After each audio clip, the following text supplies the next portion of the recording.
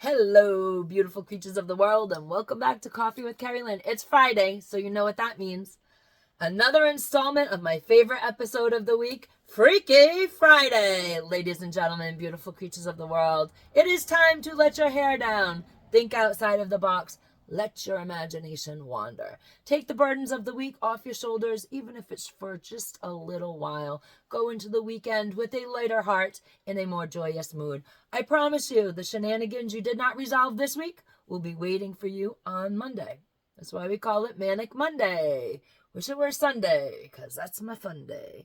Ladies and gentlemen, beautiful creatures of the world, I am so excited for today's Freaky Friday because we are going to be talking about the solar eclipse. Now, the solar eclipse is a big deal up here in Aroostook County.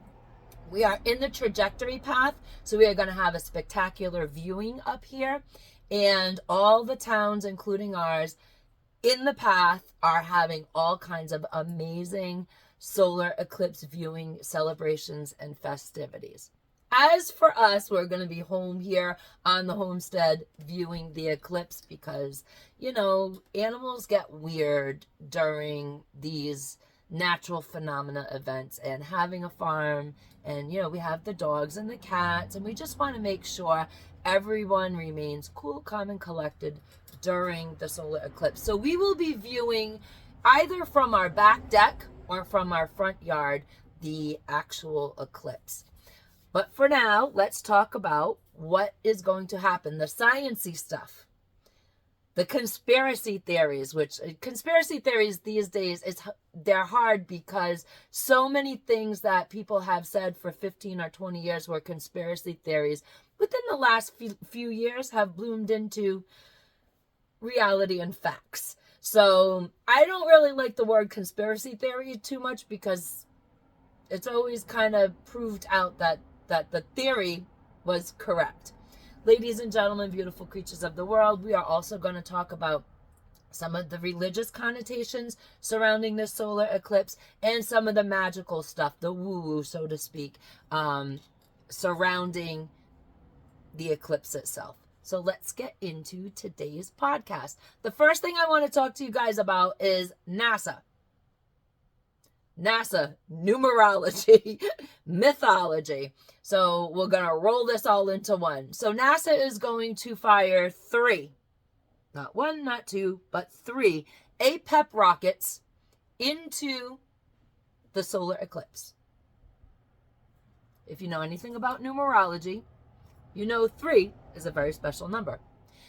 APEP in Greek mythology means God of chaos. In Egyptian, it means snake god or evil devil. APEP rockets are sounding rockets, and they're going to be studying the Earth's upper atmosphere and how it's affected by sunlight dimming over portions of our planet. The rockets are going to be fired off in 45-minute intervals. It's going to happen 45 minutes prior to the start of the eclipse, at the apex of the eclipse, and 45 minutes after the eclipse has been completed. So why are people freaking out? Well, they're not only freaking out about the word APEP, but they are also freaking out because 3 holds a very important significance in numerology, in spiritual practices, in religions, and in magical practices. In religion, the number 3 is often associated with the Holy Trinity, the Father, Son, Holy Spirit, or the Father, Son, Holy Ghost.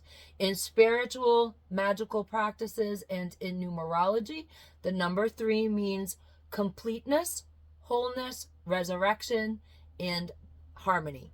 So everybody's taking the meaning in their practices, wrapping it into the word APEP, meaning God of chaos or evil devil, and they are forming their own theories. In truth, have you ever known the nerdy kid at school? Were you friends with the nerdy kid? Were you the nerdy kid in school? Then you will know, if you have any nerdy people in your family, nerdy people don't get their laughs for their pranks from jumping out of a closet at somebody and scaring them half to death. A nerdy person uses their intellect and get you going.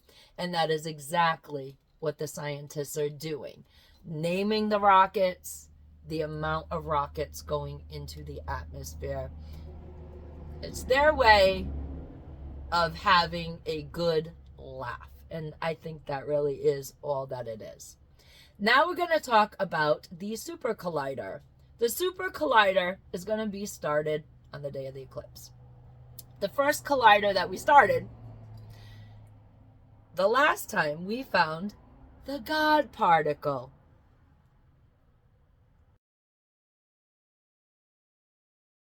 And this time, the CERN physicists believe they are seeing hints of a different particle, and they have dubbed this one the ghost particle. Also, NASA is asking us to become citizen scientists, and they would like us to observe the behavior of the animals and see what we hear at the height of the eclipse. That's what's freaking people out. It's the hearing part. You know, during an eclipse, everything is going to go dark. And generally, when it's dark, you don't hear any birds. You don't see any birds in flight. They think it is dark and they go right away to roost. It kind of tricks them.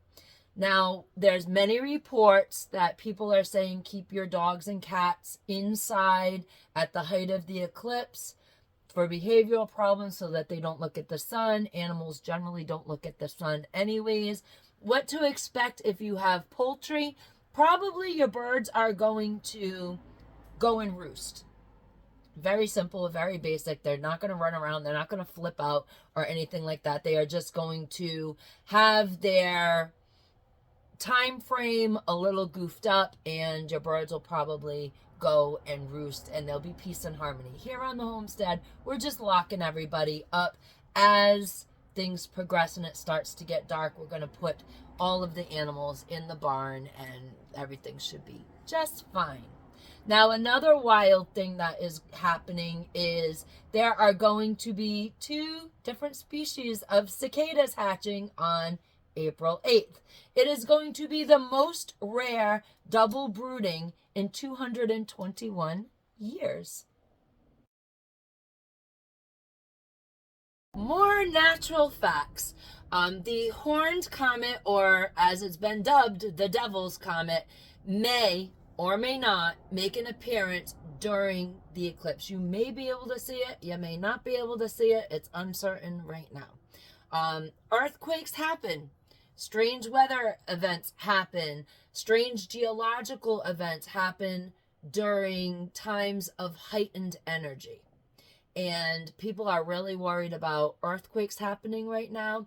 And they are focusing right now on the New Madrid Fault in Missouri. So if you guys didn't know, an earthquake actually hit Taiwan on Tuesday, April 3rd. And it has been reported to be the worst earthquake in 25 years. So there's all kinds of natural events that happen. Earthquakes, tsunamis, strange weather patterns, geological shifts. This happens often with heightened energy affecting our planet. People are affected, animals are affected, everybody's affected. Everything is affected by the energy. We're going to travel a bit back in time, and we're going to talk about the New Madrid Fault. So what happened is in June 16th, 1806, a solar eclipse occurred. And then a second solar eclipse occurred on September 17th, 1811, over the New Madrid fault line, and it formed an X over the fault line. On December 16th, 1811, 3 months after the second eclipse happened, a series of devastating earthquakes happened along that fault line. So everybody is watching with a lot of apprehension at the New Madrid fault line in Missouri and into Illinois. I think that they're really particularly worried about what could happen, because the solar eclipses of this magnitude don't happen all the time. So this is a really cool thing that is happening within our lifetime. Now also, more natural events. The eclipse is happening on the day of the new moon. So the new moon energy, the eclipse energy, it's going to be very strong, and it is going to affect the planet, the people, the animals. These effects of that energy, that energy rolling off of the sun and the moon into our atmosphere, these effects are going to last for days. But you know that if you pay attention to woo-woo, don't you? I am the girl of woo-woo. Now we're going to get into a little bit of the conspiracy, woo-woo spirituality of the solar eclipse. So Alistair Crowley claimed on April 8th, 1904, that he summoned an entity, and the entity's name was Awas, who he identified as Satan. He had communication with this entity for 3 days, in which he was instructed to draw an X symbol.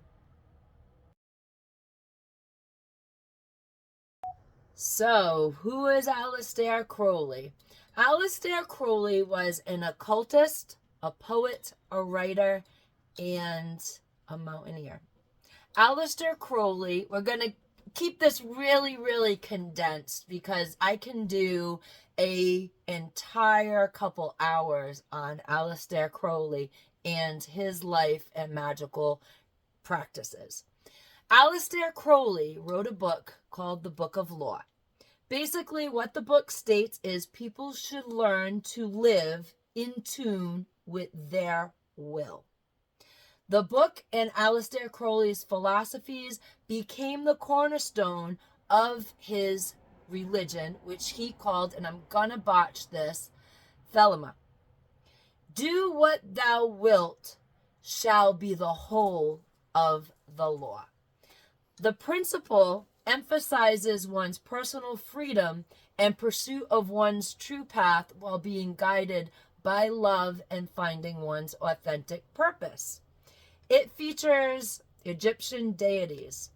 Magic is the central practice of Thelema, which encompasses a range of physical, mental, and spiritual exercises. Here we go with more woo-woo. On April 8th, 2024, the eclipse is being dubbed the X-Eclipse. The 3 rockets are being launched into the eclipse, and communications really could be inhibited during the event. The second rocket will be launched at 3:22 p.m., which coincidentally is the number associated with the Skull and Crossbones Society. If you don't know what Skull and Crossbones Society is, Google it. This is where we start going down the rabbit hole, ladies and gentlemen. CERN and the Super Collider. Physicists are discovering a 4th dimensional entity inside of the Super Collider, the ghost particle. And on April 24th, 2024, which happens to be Passover, the antimatter factory is going to deliver antimatter protons, or dark matter. And what they think that might happen in the world of down the rabbit hole conspiracies is that a portal will be open on April 22nd, Passover, when things start to come into completion in that super collider. Now we've got some religious connotations, such as the red heifer theory. So what is the red heifer? People have been talking about it a lot. I'm going to super condense this for you guys because there is a lot of conflicting, depending upon if you're following the Jewish practice, if you're following Muslims, or if you're following Christianity. So the red heifer, what is going to happen is on April 10th, the Israeli Jews are planning to sacrifice a red heifer brought from Texas to the Holy Land. The perfect heifer needs to be sacrificed in order for the Jews to build their temple. Now, the Muslims and the Christians believe that if this happens, the Antichrist will come. Now, there's also theories surrounding the red heifer because it wasn't a natural coming. The red heifers from Texas were specifically bred for the perfect heifer to be sent to Israel, and I do believe 4 of them were sent. Out of the 4, they went through the spiritual practices on discovering if it was, they had one of the 4 was a perfect red heifer, because it has to be a perfect red heifer, which means I think they can find 1 black hair and 1 white hair on the heifer, and it is still considered a perfect red heifer. Well, because this was not a natural coming, it was a bred into DNA type of situation in Texas, that now the Muslims and the Christians believe that if this red heifer is sacrificed, the Antichrist will come forth. And these are just a few of the really cool science-y things that are going to happen during the eclipse, and some of the really neat conspiracy theories that have us really enthralled and intrigued and keep our imaginations wandering. Ladies and gentlemen, beautiful creatures of the world, thank you for hanging out with me today on this amazing Freaky Friday. Ladies and gentlemen, beautiful creatures of the world, carpe diem, because no one promised you a tomorrow.